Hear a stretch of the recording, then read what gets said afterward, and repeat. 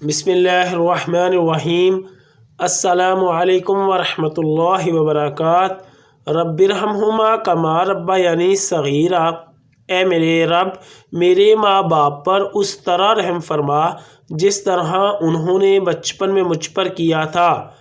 جب نبی کریم صلی اللہ علیہ وسلم کو کسی دشمن کا خوف ہوتا تو یہ دعا پڑھتے: اللہم انا نجعلک فی نحورہم ونعوذ بک من شرورہم۔ صحیح ابو داؤد حدیث نمبر 1537۔ ترجمہ: اے اللہ، ہم آپ کو دشمن کے مقابل کرتے ہیں، یعنی آپ سے اس بات کی درخواست کرتے ہیں کہ آپ ان کے شر سے ہمیں محفوظ رکھیے، ہمارے اور ان کے درمیان حائل ہو جائیے، اور ہم ان کے شر سے آپ کی پناہ چاہتے ہیں۔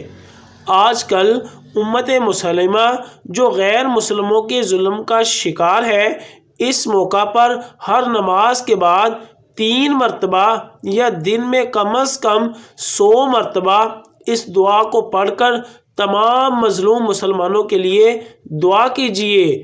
جزاکم اللہ خیر۔